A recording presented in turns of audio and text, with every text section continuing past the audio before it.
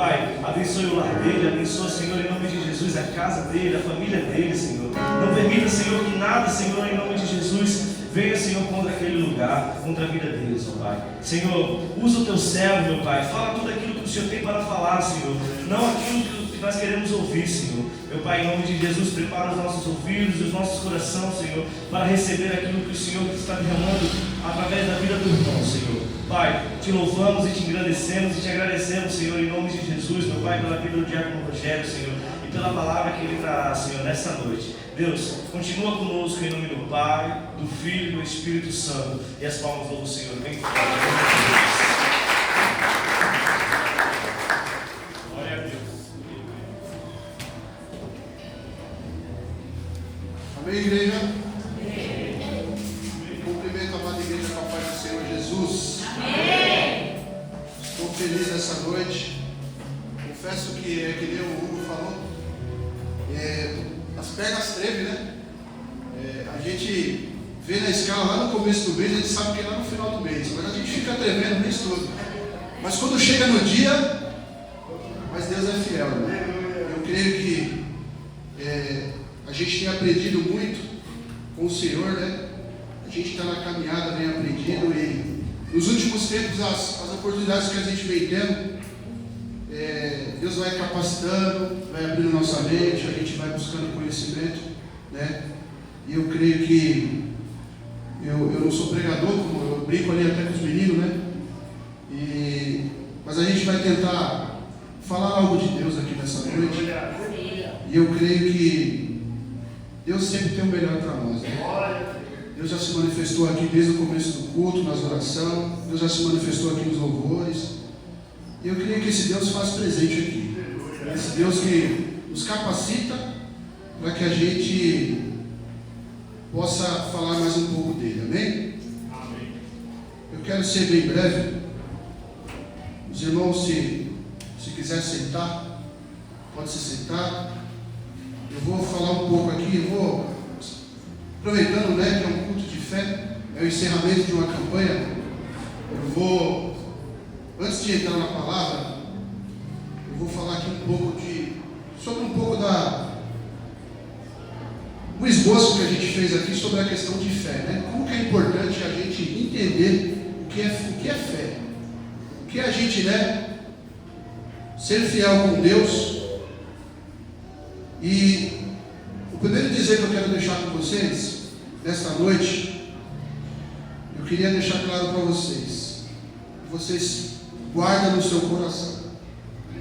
Nunca se esqueça, tudo que começa com fé termina com milagre. Amém? Não se esqueça disso. Isso que é importante, a gente estar sempre praticando a fé. Então eu vou falar algumas coisas aqui. Eu fiz algumas anotações. Marinheiro de primeira viagem aí, né? Se não fizer anotações a gente esquece. Mas eu fiz algumas anotações aqui antes de entrar na palavra. Eu vou falar para vocês algo que é o que dá o significativo de fé. E diz assim: a fé não vem de nós, a fé vem de Deus.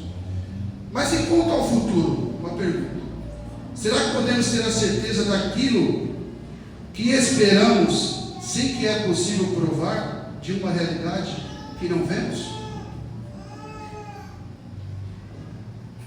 Mesmo que a fé natural se apoie em uma simples convicção, precisamos que a nossa fé tenha como fundamento uma verdade eterna que nos revele o futuro.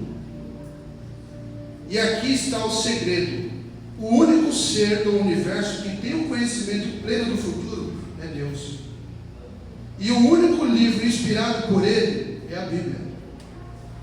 E Ele, através da palavra, que nos revela o que realmente precisamos conhecer sobre o futuro. A fé bíblica é uma certeza absoluta, é uma confiança sem espaço para dúvida.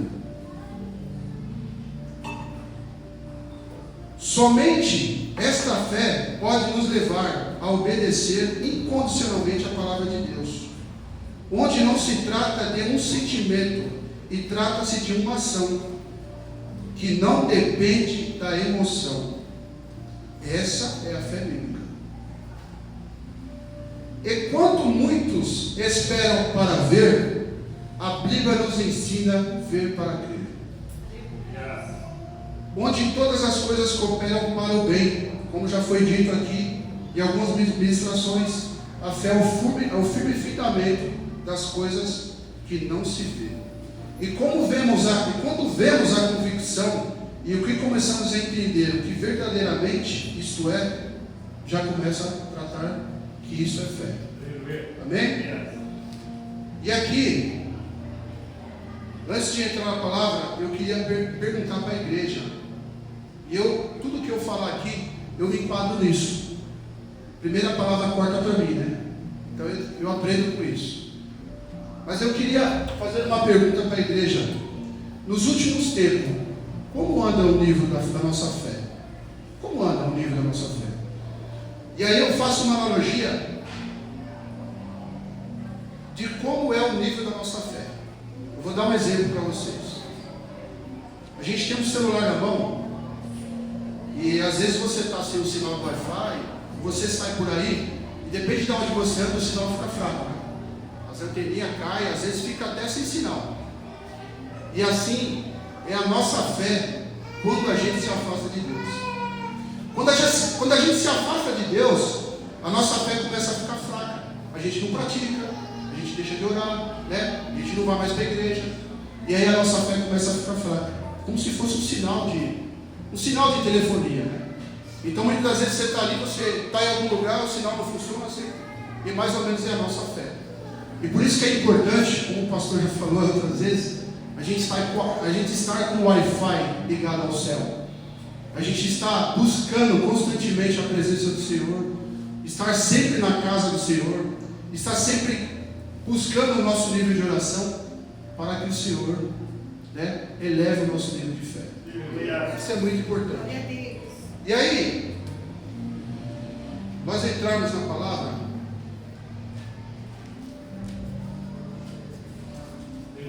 Já foi falado aqui de alguns exemplos bíblicos, né? De alguns personagens da Bíblia que retratam sobre a fé. E aqui fala: Abel, Deus aceitou o sacrifício de Abel por causa da sua fé. Enoque, a sua fé era tão grande com Deus, e Deus se agradou tanto da fé de Enoque, que Enoque não passou pela morte, ele foi trasladado. Josué demonstrou fé e coragem ao povo de Israel à conquista da terra prometida. Gideão, Baraque, Sansão e Jefé foram líderes corajosos que confiaram com fé em Deus em momentos desafiadores. Davi enfrentou gigantes e inimigos com fé em Deus, tornando-se um rei admirado. Samuel foi um profeta, juiz, serviu de Deus com fé e fidelidade. Maria, mãe de Jesus, aceitou a tarefa de ser mãe com grande fé e obediência. Mulheres como Ruth, como Esther, demonstraram fé, coragem em situações difíceis, lealdade, coragem e proteção ao povo. Paulo, um apóstolo que pregou o evangelho com grande fervor e coragem, apesar das perseguições. E aqui eu quero contar um pouco da história de Paulo. E a gente vai falar um pouco aqui, né, sobre a passagem de Paulo. E aí eu quero deixar outra frase, né? Paulo foi a conversão e a transformação do improvável. E quantos aqui nessa noite, incluindo eu, se colocou, né? Foi algum improvável?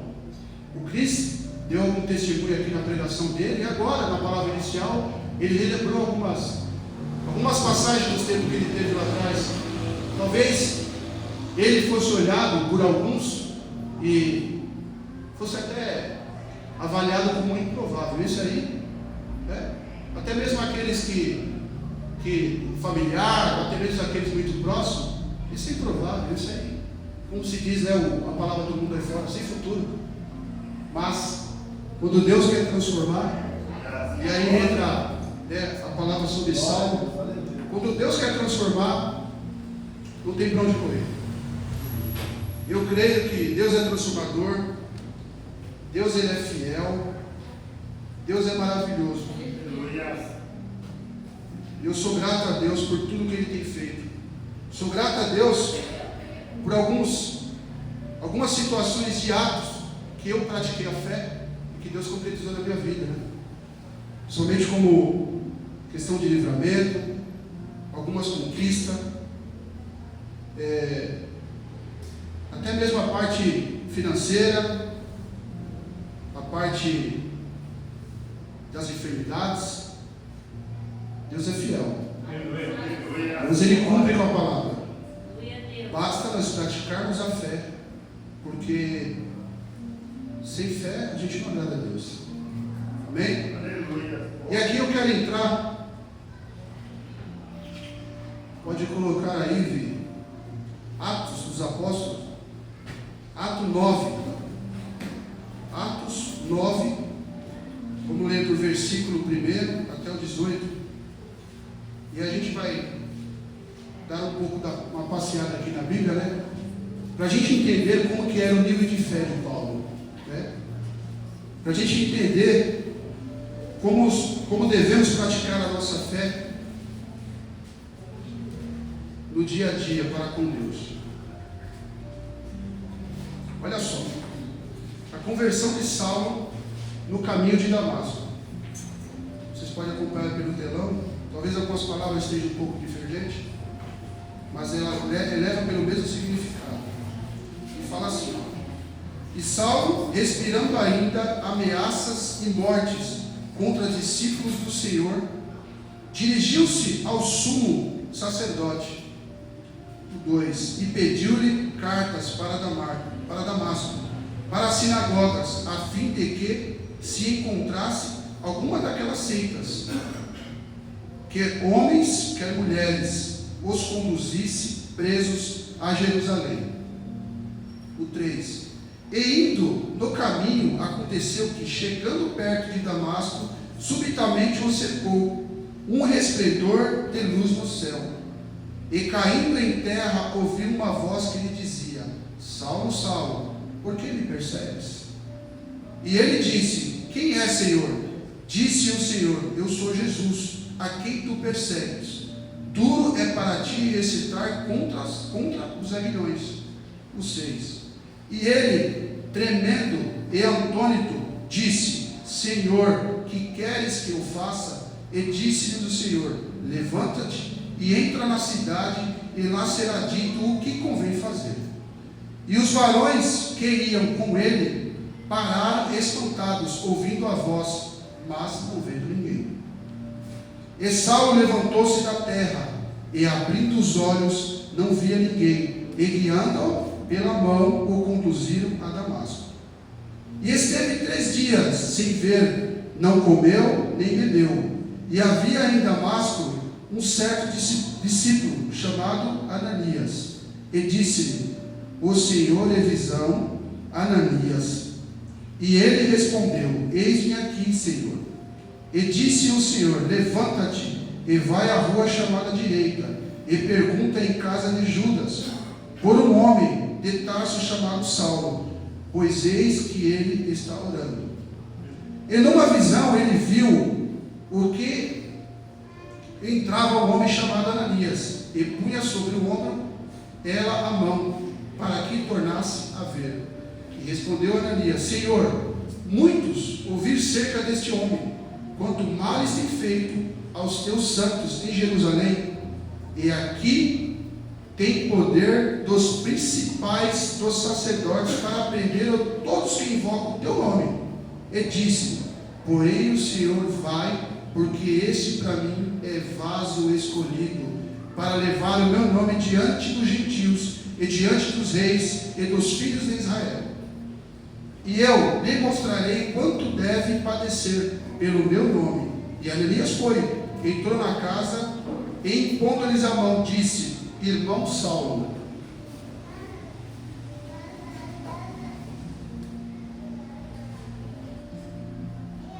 o Senhor Jesus, que te apareceu no caminho por onde vias, me enviou para que tomes a ver e seja cheio do Espírito. e logo lhe caindo dos olhos como nenhuma escama, e recuperou-se a visão, e levantando foi batizado. Amém? Só essa parte aqui, meus amados, só esse texto, ele já dá para entender como foi essa trajetória, né? Então Saulo, antes de Saulo ser convertido, Saulo era um homem da lei, que desde jovem, né, desde criança, ele já tinha uma inclinação para a obediência de Deus. Mas o tempo foi se passando, Saulo foi crescendo, vivia ali em Tarso, né, porque fala Saulo de Tarso, mas não é o sobrenome dele, é a cidade onde ele vivia. E ali no meio daquele povo, ele entrou para o exército, né, ele era como se fosse um dos homens da lei. Ele participava muitas vezes de algumas audiências, de algumas situações que aconteciam ali naquela cidade. Ele tinha uma cadeira, né, de algum tipo de poder ali, ele sentava e ele dava opiniões, falava sobre algumas diretrizes que tinham que ser tomadas para punir as pessoas, ou seja, praticava muitas vezes algum ato de maldade, né?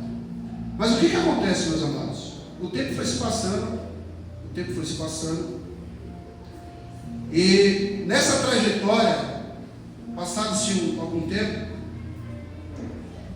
da vinda de Jesus, né, a permanência de Jesus na terra, aconteceu que Saulo começou a perseguir os cristãos, né? Começou a seguir as pessoas que buscavam Deus, começou a perseguir a igreja. E o mais interessante, meus amados, de tudo isso, quando ele, junto com os seus homens, ele praticava o mal contra o povo da igreja. E uma dessas passagens, Saulo, ele, em busca do caminho, indo para Damasco, antes de ir para Damasco, ele sabia que lá estava tendo muitas conversões, né? Muitas pessoas que estavam se convertendo a Deus. Muitos pregadores da palavra que falavam sobre Jesus, falavam sobre o que Jesus fazia, falavam todo o feito que Jesus fazia na terra, e aquilo foi crescendo, a obra foi aumentando. E ele começou a perseguir, né? Começou a perseguir aí os discípulos de Deus, começou a perseguir aí a igreja do Senhor. E o que mais interessante, meus amados, que nesse caminho aqui, ó, quando fala que Saulo, indo para o caminho de Damasco, ele ouve a voz que Jesus aparece para ele em uma luz, né? E fala que essa luz clareou do céu por volta do meio-dia. Agora imagine, por volta do meio-dia, o sol estava quente, a gente já tinha a luz do sol. Agora imagine como se Deus se manifesta ali, perante a Saulo, e diz para Saulo que, por que ele persegues, né? Ele fala, Saulo, Saulo, por que me persegues? E a gente vê nessa passagem, meus amados, que quando Deus fala, quando Jesus fala, por que me persegues? O mais interessante, que Saulo, analisando a fundo, ele entende que Saulo não perseguia Deus, não perseguia Jesus, ele perseguia a igreja. Mas se o seu povo, que buscava a Deus, né, o seu povo que caminhava com Deus, era o povo que estava sob a proteção do Senhor, o Senhor se manifesta dizendo, por que me persegues? E muitas das vezes é assim conosco, meus amados.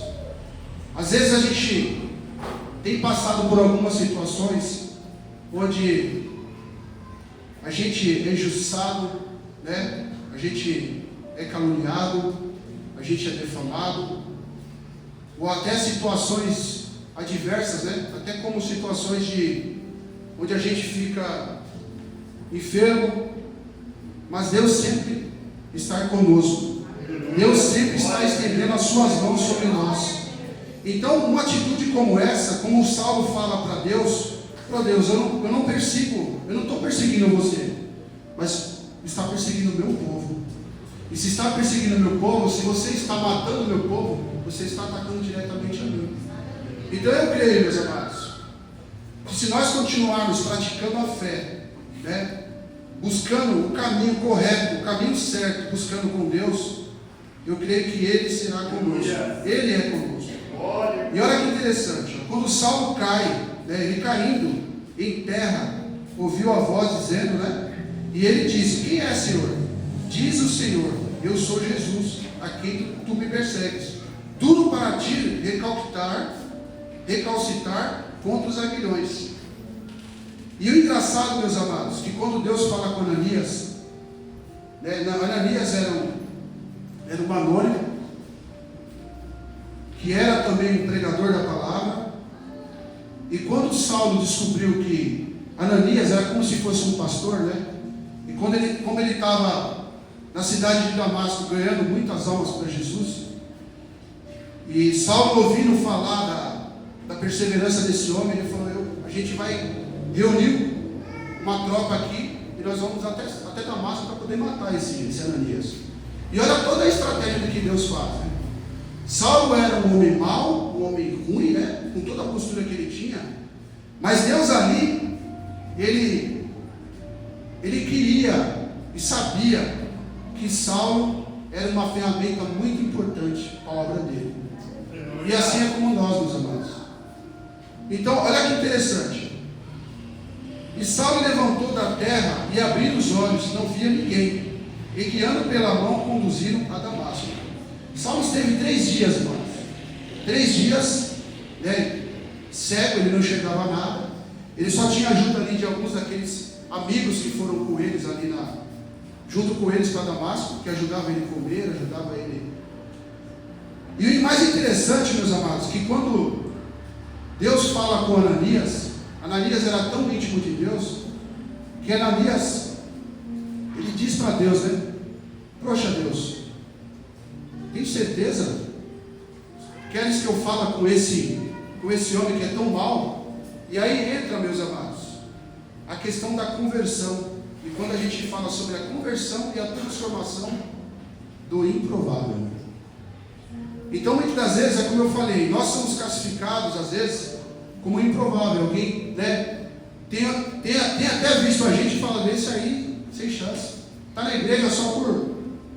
Mas Deus, Ele é poderoso para nos transformar. Deus é maravilhoso para nos dar graça, para ser a semelhança dEle. Eu creio, meus amados, que esse Deus aqui é o mesmo Deus de antigamente, é o mesmo Deus de hoje. E olha que interessante, meu querido. Quando Ananias disse isso, Ananias, eis-me aqui, Senhor. E Ananias foi até a casa, e impondo-lhes a mão sobre Saulo, disse: irmão Saulo. Olha como ele já trata Saulo. Ele já trata Saulo como se fosse um irmão. Ele diz: irmão Saulo, o Senhor me enviou aqui. O que te apareceu? Aquele Senhor que te apareceu no caminho, por onde tu vinhas, e me enviou para que tomes a ver e seja cheio do Espírito Santo.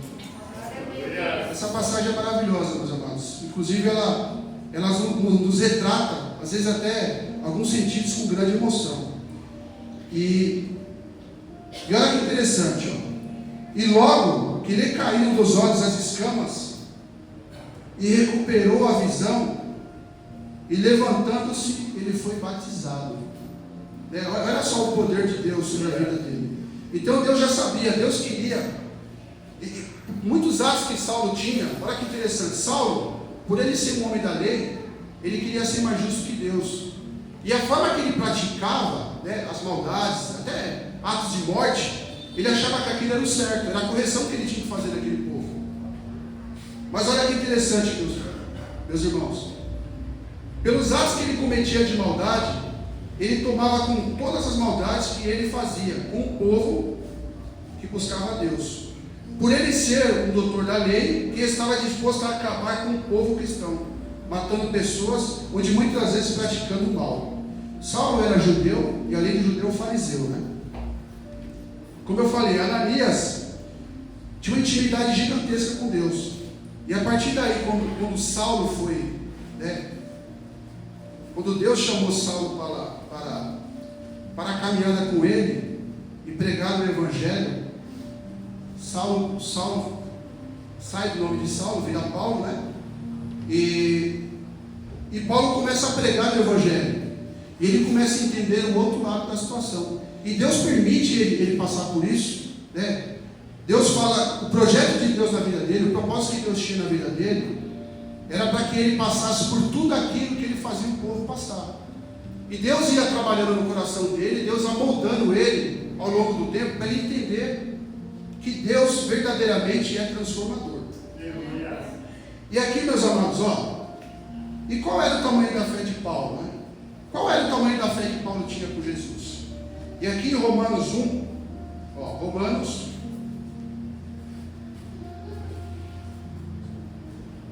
1, versículo 16 e 17. E olha que Paulo fala aqui, ó. Porque não me envergonho do Evangelho de Cristo, pois é poder de Deus para a salvação de todo aquele que crê, primeiro do judeu e também do grego, porque nele descobre a justiça de Deus, de fé em fé, como está escrito, mas o justo viverá por fé. Amém? Então, irmãos, olha aí depois em Gálatas, vamos ver aqui em Gálatas, o que Paulo vai falando sobre a tratativa de tratarmos a fé. Gálatas 2, 20. Já estou crucificado com Cristo, e vivo não mais eu, mas Cristo vive em mim. E a vida que agora vivo na carne, vivo na fé do Filho de Deus, o qual o Pai amou e se entregou a si mesmo por nós. Olha só o nível da fé que Paulo tinha. E Paulo já era um homem inteligente, já conhecia um pouco da palavra do Senhor. E aí em Filipenses também, ó, Filipenses 3. E aqui todas essas passagens que Paulo escrevia na carta de Paulo, ele falava sobre a questão da fé. E aqui, ó, Filipenses 3, do 7 ao 14. Olha o que Paulo diz aqui. Mas o que para mim era ganho, reputei a perda por Cristo. E na verdade tenho também a perda de todas as coisas, pela excelência do conhecimento de Cristo, meu Senhor, pelo qual sofri a perda de todas essas coisas, e as considero como esterco, para que possa ganhar a Cristo. E seja achado nele, não tendo a minha justiça, que vem da lei, mas que vem pela fé em Cristo. A saber, a justiça que vem de Deus pela fé, para conhecê-lo e a virtude da sua ressurreição, e a comunicação de suas aflições, sendo feito conforme a tua morte, para ver se de alguma maneira posso chegar à ressurreição dos mortos. Não que já tenha abençoado eu, seja perfeito, mas prossigo para alcançar aquilo que fui também preso por Cristo Jesus. Irmão, quanto a mim, não julgo quem haja alcançado, mas uma coisa faço, e é o que, esquecendo-me das coisas que atrás ficaram. Olha o poder da transformação de Deus na vida de Paulo. E avançado para que estão diante de mim, prossigo para o alvo, pelo prêmio da soberana vocação de Deus em Cristo Jesus.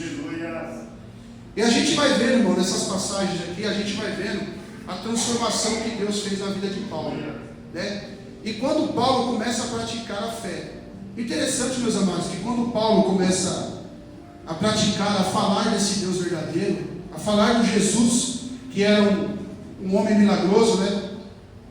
De fato ainda é. Jesus é milagroso, Jesus é transformador, Jesus é consolador.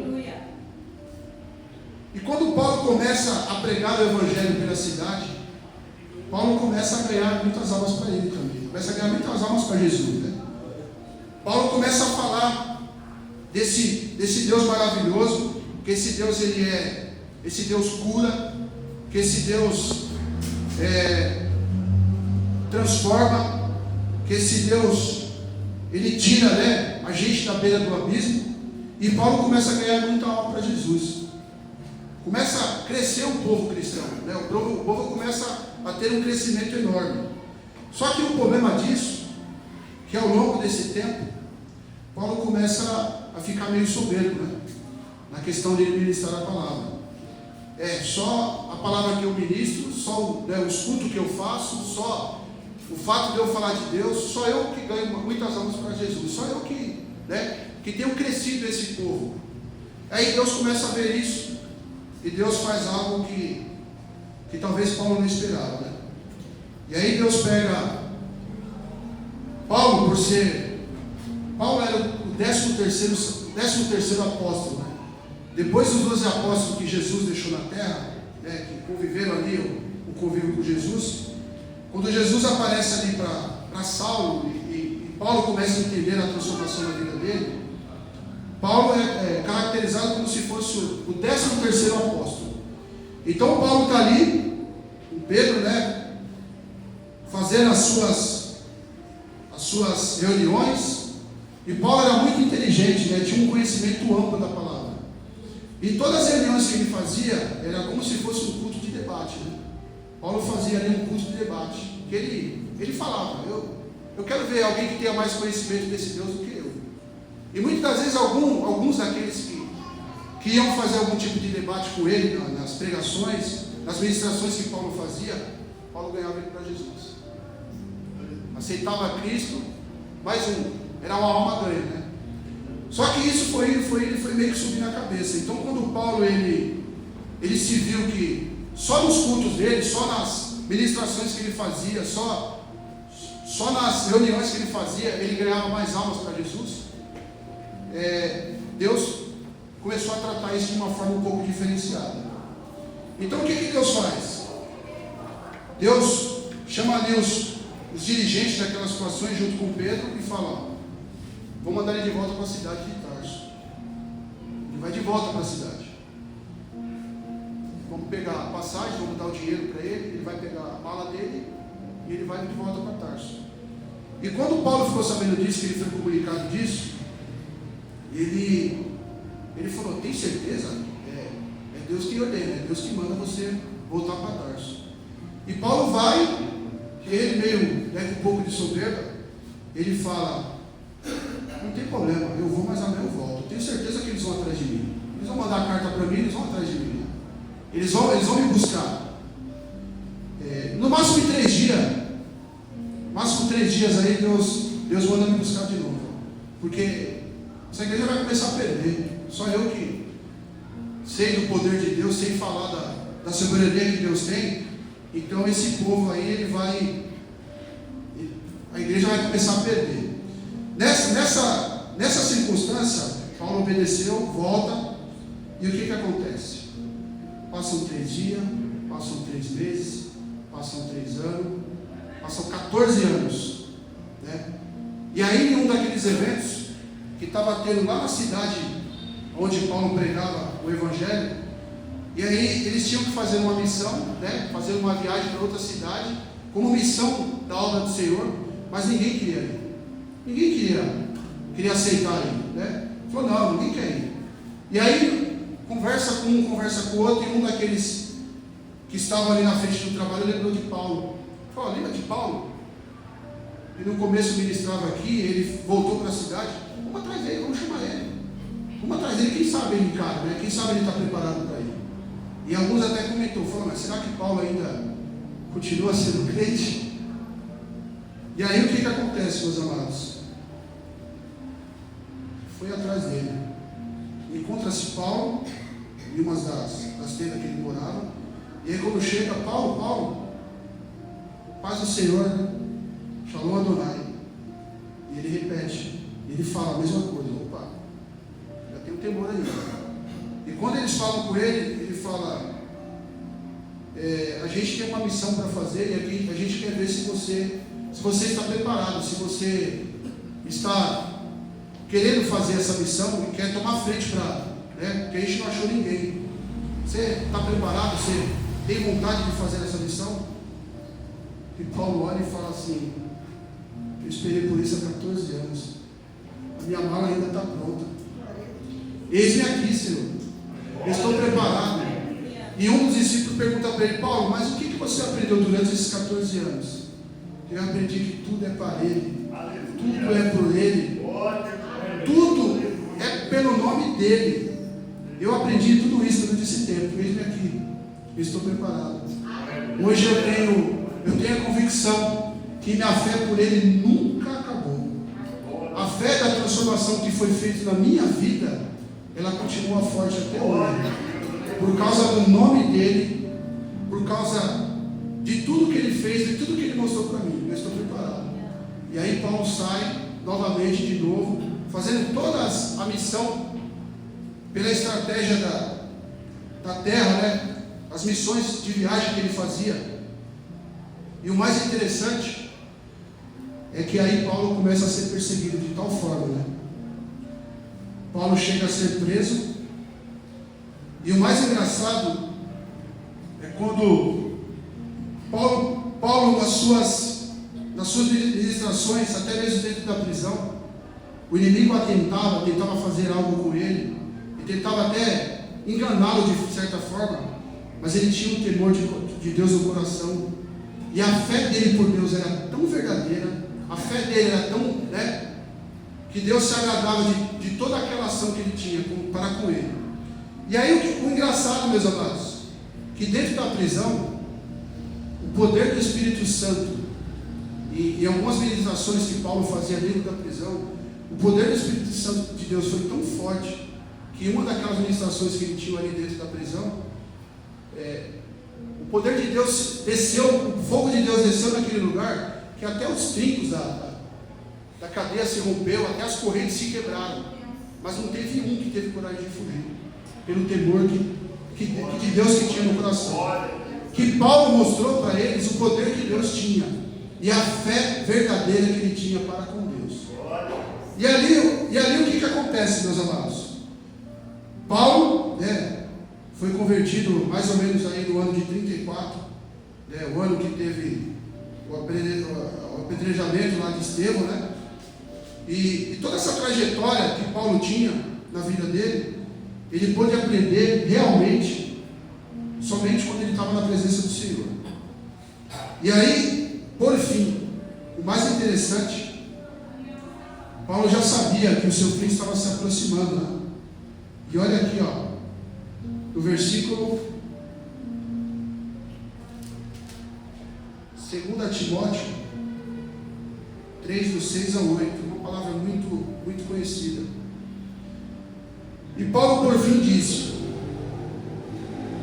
este é o meu evangelho, que por esta causa eu também sofro, a ponto de ser preso como um criminoso, mas a palavra de Deus está algemada. Quanto a mim, já está sendo derramado, como liberação, a hora da minha partida é chegada. Sou grato pela oportunidade que Deus me transformou, sou grato pela oportunidade que Deus me levou a essa circunstância, pelos trabalhos que eu fiz com Deus, e não me arrependo. Após a minha conversão, né, Paulo diz: eu não me arrependo de tudo que eu fiz pela obra, mas eu sei que a minha hora é chegada. E aí o versículo fala assim, ó, quando Paulo está sendo levado, acorrentado para a guilhotina, né, para ser decapitado, e aí um dos soldados pergunta para Paulo: Paulo, quer dizer alguma coisa? Tem alguma palavra a dizer? E olha, você vê o nível de fé de Paulo. Aí Paulo diz assim: porque já estou sendo... Aleluia, glória a Deus, aleluia.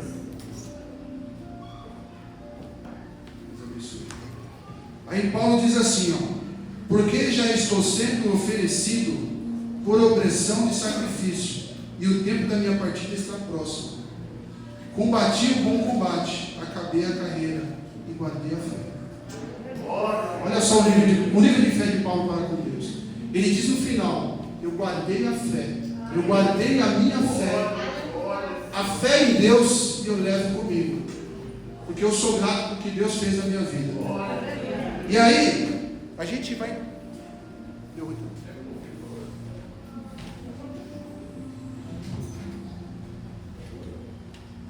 Amém.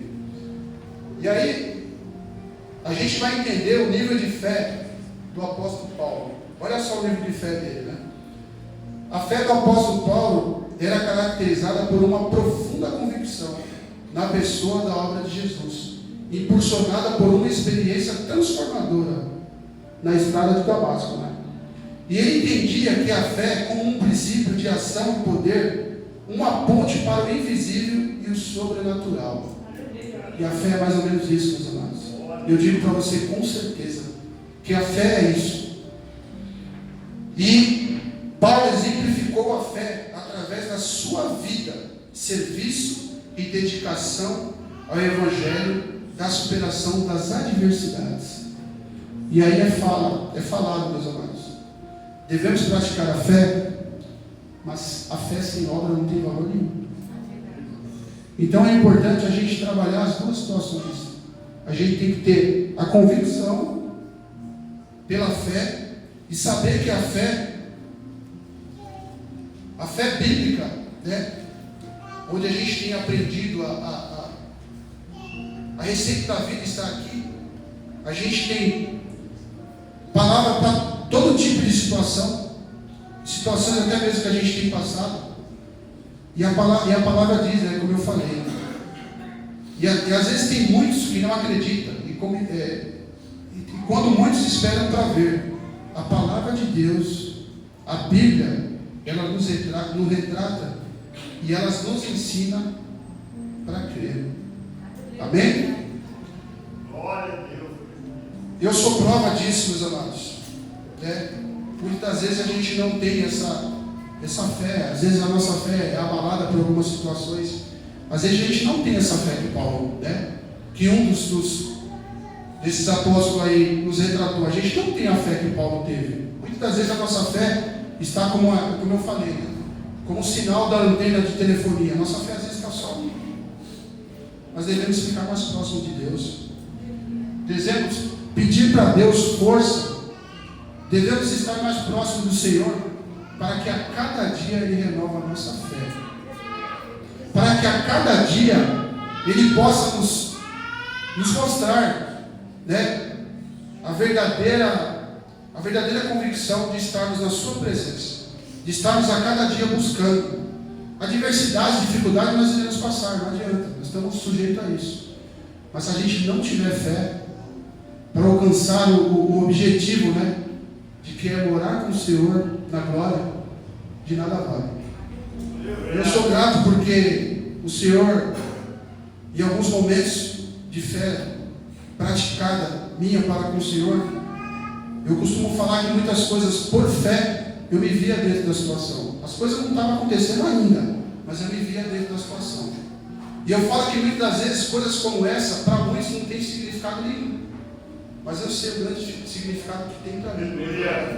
Porque mediante a peleja com Deus, mediante a prática da fé com Ele, eu sei a importância que isso vale na minha vida. E eu creio que vocês é diferente, né? O Senhor já fez algumas realizações na minha vida, como eu falei, mas algo que a gente tratado como fé, algo de maior grandeza na minha vida, na minha família, talvez foi algo relacionado à cura, né? Eu contei há um tempo atrás aqui sobre o testemunho do João Vitor. O João Vitor nasceu, alguns já ouviram falar, né? Ele nasceu com um caroço na nuca.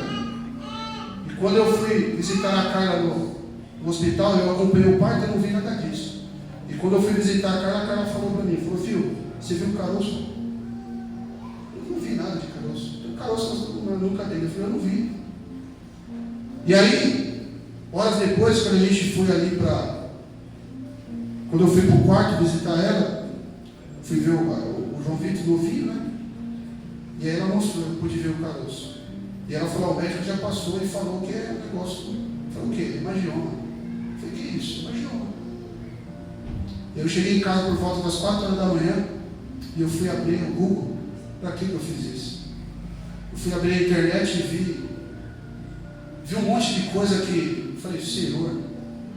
Mas aí eu lembrei, o Senhor já tinha se manifestado em um dos cultos que a gente participava e já tinha dado o livramento. Já tinha falado que o João Vitor ia nascer com a marca da promessa. E eu lembro que no dia eu cheguei em casa, 4 horas da manhã, eu com sono, mas eu fui ver o computador e quando eu vi aquilo, ali eu pude praticar um ato de fé com Deus. Que eu sabia que aquilo seria só passageiro. E passaram esses 4 anos, quando o João Vitor passou pela cirurgia, uma cirurgia demorada, a gente aflito ali, e a médica falou assim, ó, se ele nasceu com esse caroço, fica tranquilo, isso é congênito. Se tivesse aparecido depois era preocupante. E aí a fé que a gente tinha em Deus, que ele seria curado, que aquilo ali seria, ela começou a agir dali. Eu sou grato a Deus por essa situação, que isso aí foi tratado como um ato de fé. E a gente tratou como um ato de fé. Eu sabia que o João Vitor só ia ficar com a marca da promessa. Se vocês, é que ele não está aqui hoje, mas a maioria do pessoal que olhar para ele assim, se você olhar, você não vê nada, você tem que chegar perto para você. A cicatriz, né? Mas aquilo ali é a marca da promessa. E aquilo ali é a marca da fé.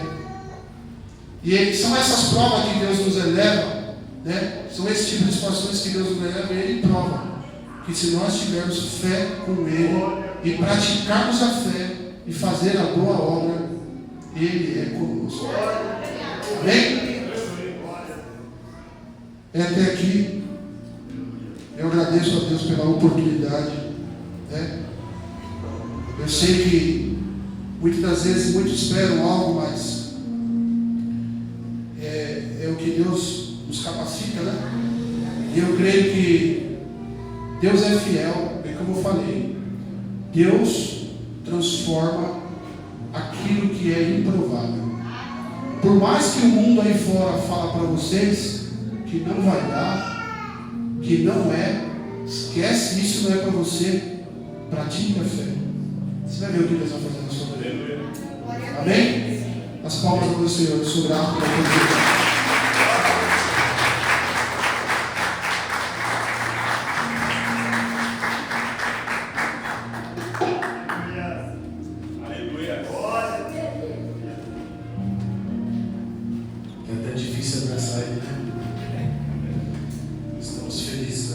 Pode ser, Senhor, igreja. Amém. Glória a Deus.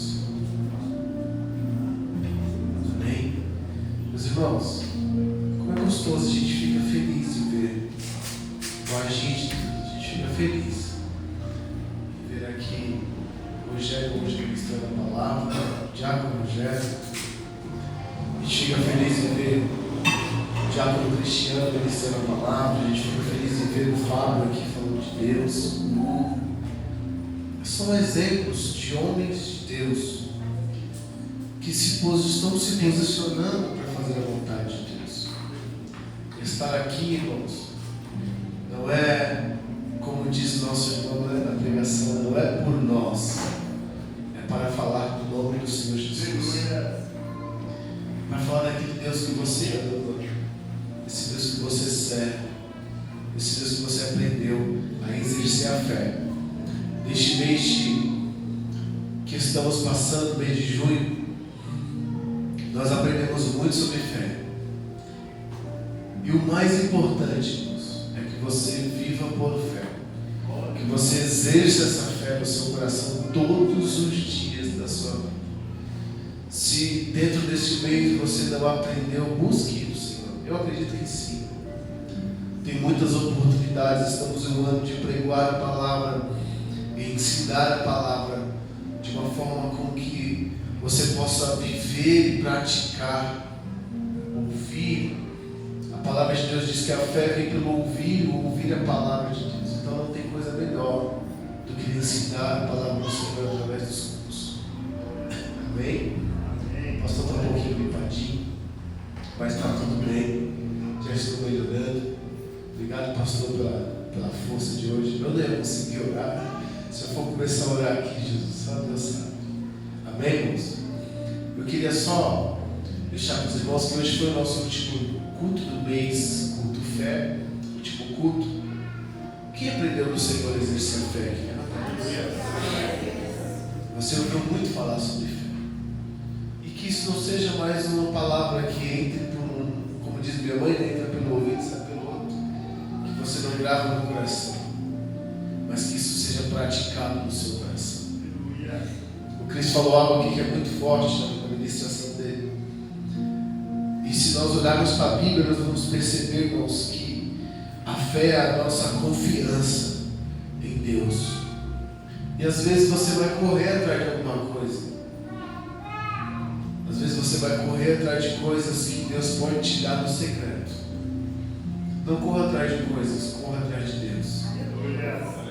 Não corra atrás de pessoas, corra atrás de Deus. Você aprende a exercer a fé não é em pessoas. Você aprende a exercer a sua fé através das suas experiências com Deus. Se eu for contar, irmãos, testemunhos como o nosso irmão Rogério, nós vamos perceber que a fé, ela realmente move em nós coisas extraordinárias, experiências novas e maravilhosas. Então, que você possa exercer a sua fé e praticar a sua fé somente em Deus, em nome de Jesus. Amém? Quero só deixar alguns recados. Irmãos, domingo nós temos o último culto do mês. Amém? Eu vou estar nessa primeira semana de julho, é isso? Eu falei trocado? 7 de julho, nós vamos estar bem 7 passando o programa da igreja. E eu gostaria de falar para os irmãos sobre o nosso curso também, tá bom? Então, vocês se desejam, vamos preparar esse mês de julho para estar ensinando os irmãos sobre alguns livros da Bíblia, começando eles pelos 5 primeiros Pentateuco. Tá bom? Você quer aprender de Deus, aprender sobre a Bíblia, nós vamos estar fazendo o link lá no grupo da igreja, e a qual vou estar direcionando os irmãos, ensinando os irmãos um breve resumo, rápido. Eu creio que se der certo, se todos, amém, se interessarem, se a gente conseguir uma classe legal, nós vamos estar até o final do ano, todos os meses, passeando de Gênesis a Apocalipse, bem rápido, só para que você possa, aleluia, colocar no seu coração. Mês de agosto, é isso, agosto? Já coloca no seu coração, aí já quero começar a anunciar. Agosto ou setembro, filho? Agosto, nós vamos preparar, irmãos, o sítio, amém? Posso ouvir glória a Deus aí? Glória a Deus! Sítio do batismo, nós vamos começar a procurar. E a gente vai ter nosso momento com o Senhor. Você que deseja passar pelas águas, morrer para o mundo e nascer para Deus, vamos estar trabalhando nesse propósito este ano. No passado nós não tivemos, mas este ano eu creio que tem almas para passar pelas águas em nome de Jesus. Tem almas para passar pelas águas em nome de Jesus. Eu vou deixar 2 minutinhos para você, irmã Bruna, falar um pouquinho. Mel, que liga o azul para mim, por favor. Não, vou passar para ele. Cumprimento a igreja no Pai do Senhor, amém? Amém. Quero fazer um convite especial a todas as mulheres que estão aqui. Dia 28, às 7 horas, é o nosso culto de mulheres. Nós não temos todas as mulheres aqui, mas eu quero te impulsionar, você ser canal de bênção para uma amiga, para sua irmã, para sua mãe, para sua filha. Você lança essa semente, eu tenho certeza que mais uma vez grandes coisas o Senhor vai fazer. No nosso primeiro culto nós fomos surpreendidas aqui e o Senhor, Ele fez grandes coisas. Eu creio que mais uma vez Ele vai fazer. Gere muita expectativa ao seu coração, nos ajude em oração. Nós sabemos que grandes são os levantes, mas nenhum deles ficam de pé com o poder da nossa oração, amém? Então que você junto conosco possa declarar, e eu creio em nome de Jesus que nós seremos alcançados por uma glória sobrenatural do Senhor, amém? As palmas são do Senhor. Coloque sobre seus pés, vamos orar, agradecer a Deus por essa noite abençoada, por essa noite cheia da presença do Senhor Jesus. Temos pedido de oração? Não? Amém. Então ore por mim. Estenda suas mãos lá na sua casa, dobra o seu joelho, olha pela vida do pastor. Senhor, recupera ele em nome de Jesus. Guarda a vida dele, não é ruim ficar doente, misericórdia. Nem na pandemia eu fiquei assim. Mas Deus sabe de todas as coisas. Curva a sua cabeça, oramos e agradecemos ao Senhor. Pai querido, nós te louvamos por mais um dia, por mais uma noite, que, Senhor, se reunimos aqui para te adorar. Pai, obrigado.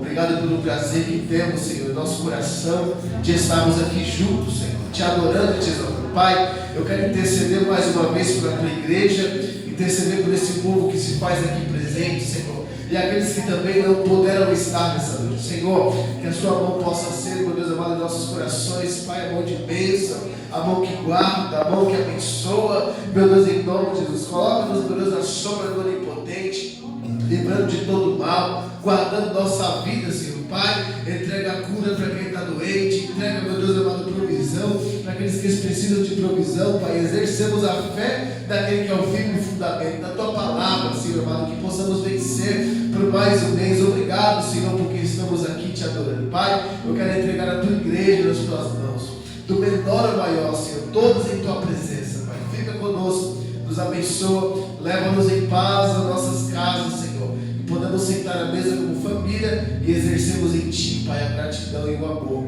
em nome de Jesus. Curva a sua cabeça. Que o grande amor de Deus Pai, a graça do nosso Senhor e Salvador Jesus Cristo, a comunhão e as nossas consolações do Espírito Santo permaneçam com todos hoje, para todos sempre, e todos digam amém. Deus te abençoe em nome de Jesus.